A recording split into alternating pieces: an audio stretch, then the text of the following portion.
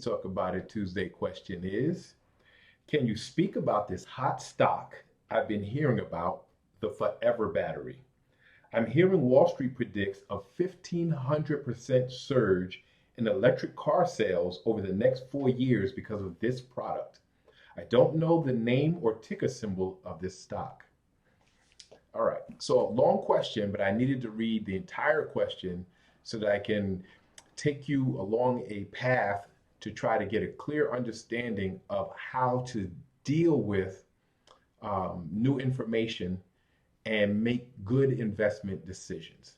So I will never give you a stock recommendation because everyone's investment goals are different, but I will take you down a path to, okay, I heard about this new thing. How does it work?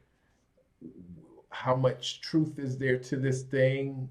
Is it worth investing in? So let's just break this up. So you guys just happen to be lucky because in my very early years in life, I studied electrical engineering, so I do understand about batteries and battery technology. So a battery is a simple thing. You have a cathode, an anode, and you have an electrolyte. Ions move from the cathode to the anode through the electrolyte. That is a battery. And the electrolyte is usually chemical. So today we have lithium ion batteries. So the electrolyte is a chemical base. Now, your cell phone, electric cars, all use these lithium ion batteries that are chemically based. And the larger the battery, the more space it takes because the more liquid you need between the cathode and the iode, and I mean the cathode and the anode.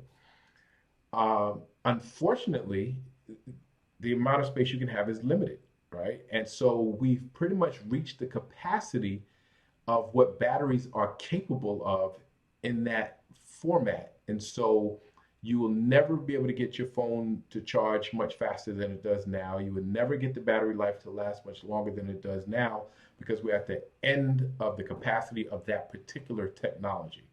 And so there's a new technology that says, okay, let's create what you call solid state batteries. So solid state battery would take that electrolyte and instead of making it a chemical, make it a compressed solid, which means you can use much less space, which means you can create more battery. Smaller space, you can have a longer capacity in terms of lifespan and much faster charging.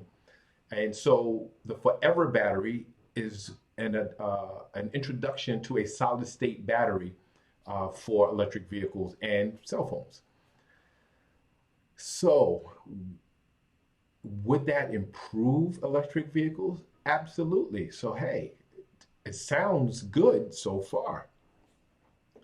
But why hasn't there been widespread adoption of this solid state battery? Because it is not new.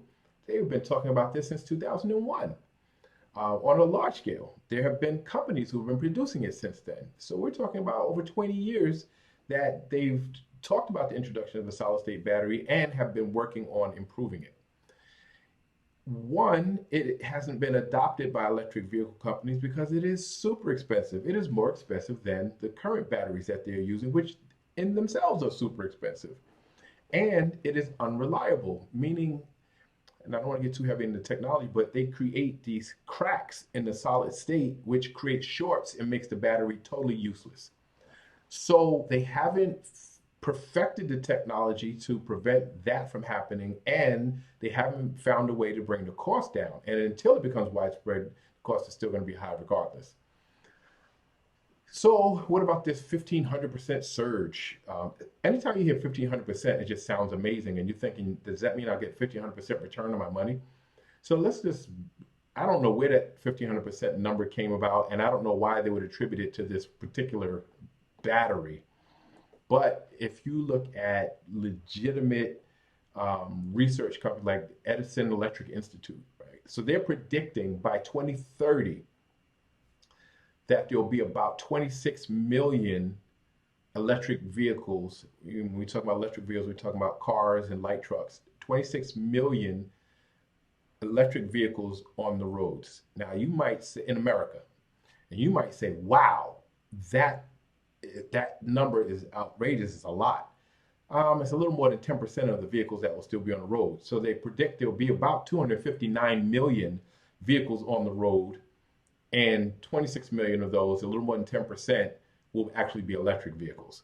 So it's not like most people will have electric vehicles by 2030. It's not like, that it's a technology that's gonna disrupt the oil industry and wipe it out and get rid of the gas combustion engine completely by 2030. So that's that, right? So we have to look at this 1,500% and calm down a little bit, because that means nothing, right? And I don't know where they got that 1,500% number from anyway. But let's look at now, okay, so some people say, I want to invest on the ground floor when it's cheap, and then maybe I'll make a whole lot of money when this thing does take off because it's inevitable. So here's where people drop the ball. You don't invest in a technology, you invest in a company. So you have to find a company that is well run, that is profitable, that is scalable, um, that utilizes the technology or produces the technology or sells the technology. And to get it on the ground floor is total speculation. Just because somebody is first to market, just because somebody introduces the technology first, just because they're a larger company, doesn't mean that they will be profitable in the long term. There are plenty of companies that make microchips, and we know how widespread microchips are, and they're not profitable at all. They've been losing money for the last few years.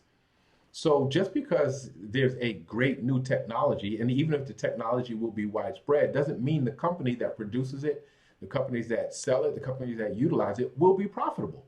And so we have to understand, anytime we're making an investment decision, if you're trying to get in on the ground floor, you're simply speculating. That's like gambling, hoping and wondering if this company will take off and be well run and won't be wiped out by another company that comes after, who's looked at all their mistakes and just starts from that level and moves forward.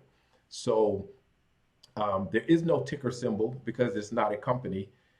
It is not a stock. There are a lot of scams on the internet currently talking about the forever battery, but they're all scams. There are only a few companies that actually produce the battery, and I don't know that they are public. So, and again, they're not, you got to look at their profitability. So if they're not profitable, it doesn't make sense to buy into it, not now, right? If you're going to make, unless you just have extra money laying around and you want to gamble, but that's not how we make our investment decisions. So hopefully you saw the process. You hear about this technology. Okay, is it a disruptive technology? That's great. But okay, what's the company that's doing it, and how well are they doing it? Are they performing well?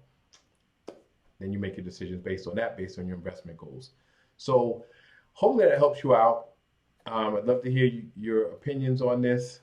Maybe you have some other things you've heard of that you want to analyze. I'd love to hear about that. But please like, share, subscribe.